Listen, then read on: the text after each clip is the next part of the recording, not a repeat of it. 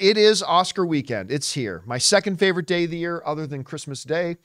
It's here where the industry celebrates the top excellence in the art of filmmaking for the year. So I thought we would be remiss if we didn't take a second here and give our final last-minute predictions. We're not going to cover all 23 categories, but we'll cover the major ones here. And going to say which ones I think could end up being the ones that shock the world. So let's start with this. In Best Picture, of course, you got American Fiction, Anatomy of Fall, Barbie, Holdovers, Killers of the Flower Moon, Maestro, Oppenheimer, Past Lives, Poor Things, Zone of Interest. Look, there's not going to be a surprise. There's not going to be anything else.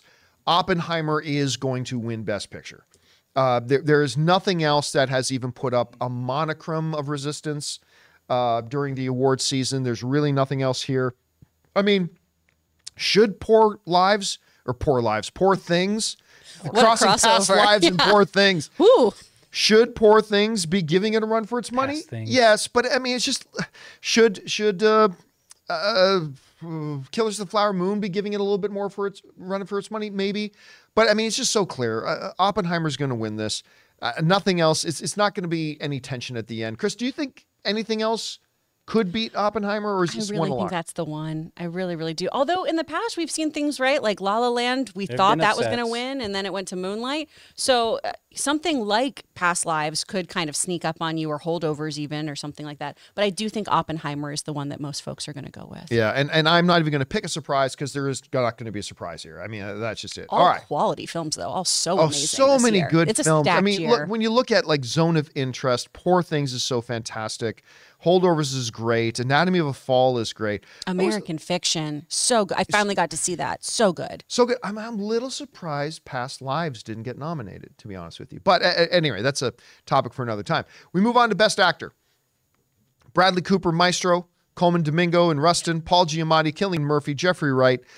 It was looking like a two-horse race between Paul Giamatti and Cillian Murphy. Both of them had been collecting a lot of trophies. It was kind of close, but then SAG happened. The Screen Actors Guild, where the actors honored their own, and it went to Cillian Murphy, and I think that kind of ended it. So is there still a chance Paul Giamatti gets his name called? Yes.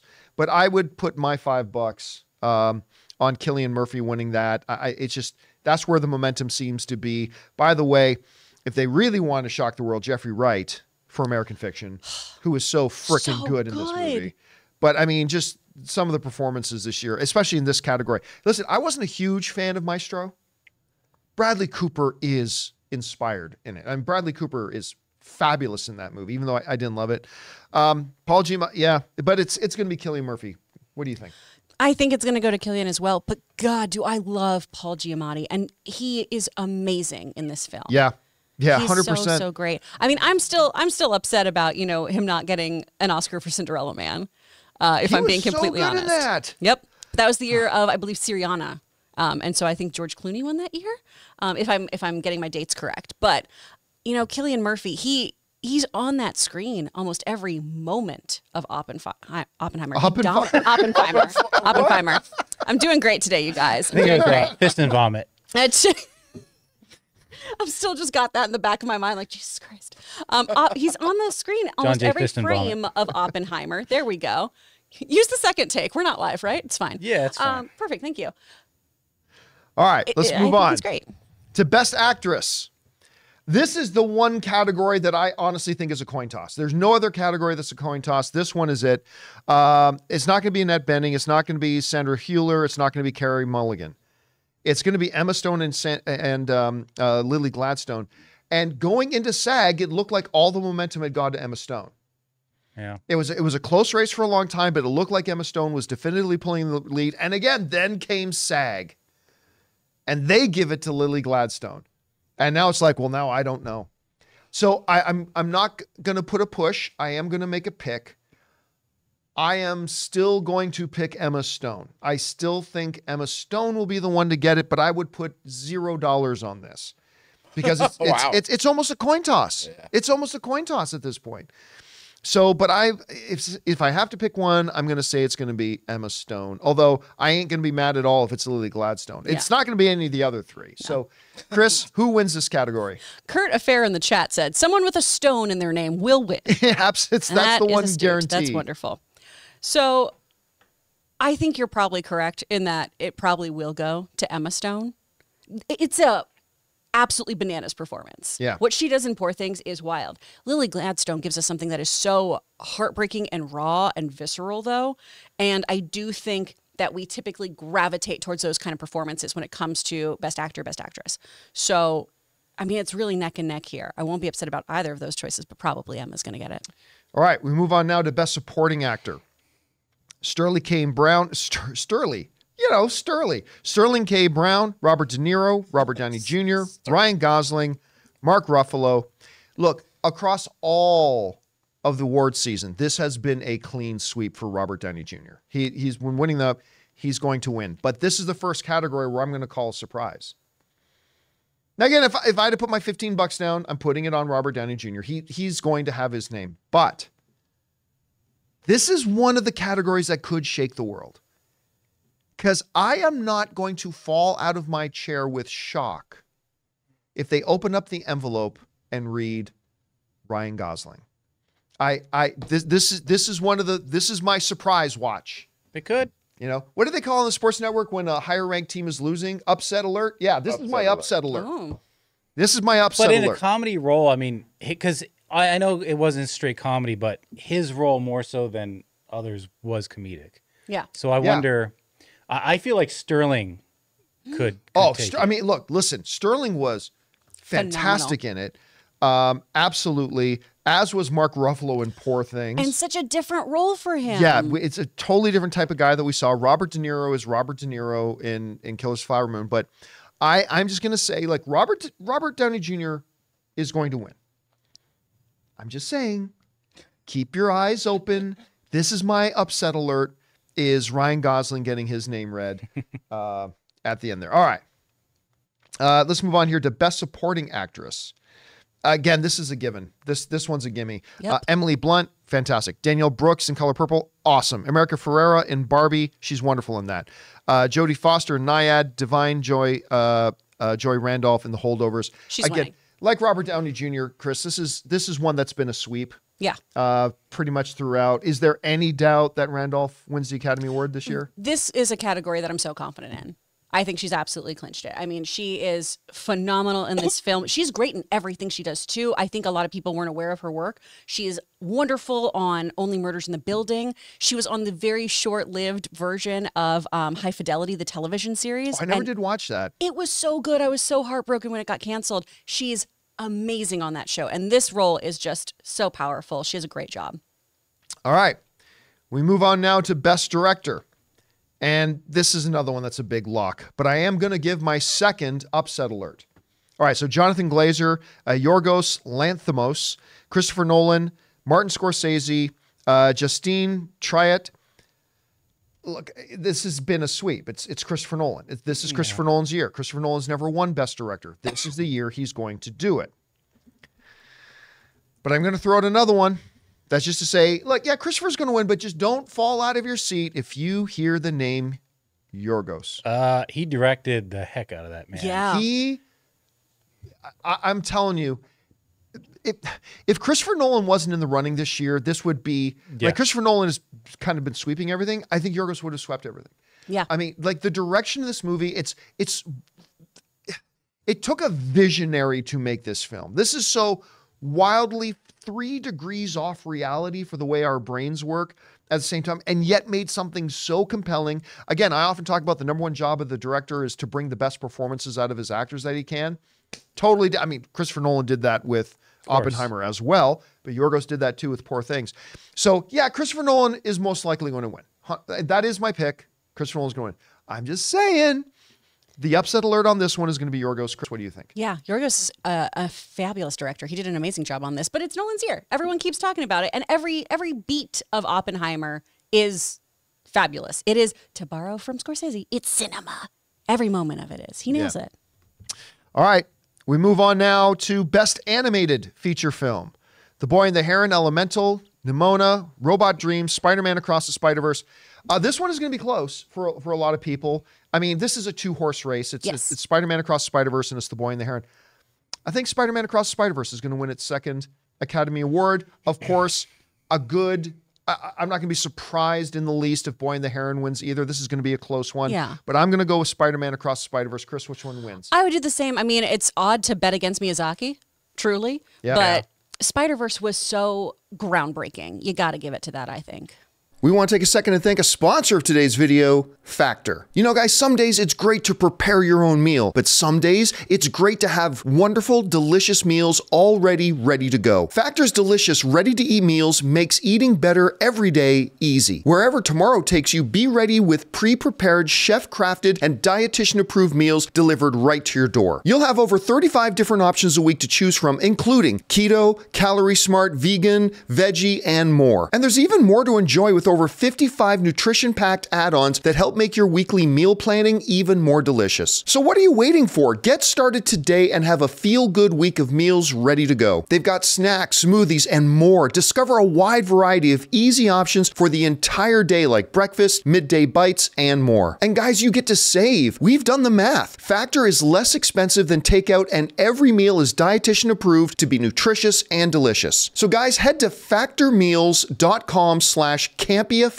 and use the code Campea50 to get 50% off. That's code Campea50 at factormeals.com/Campea50 to get 50% off. All right. Now we move into the screenplay categories. Best Adapted Screenplay. American Fiction, Barbie, Oppenheimer, Poor Things, Zone of Interest. I think this is I'm going to go against the popular opinion on this. A lot of people are putting their money on Oppenheimer. I think it's going to be Poor Things.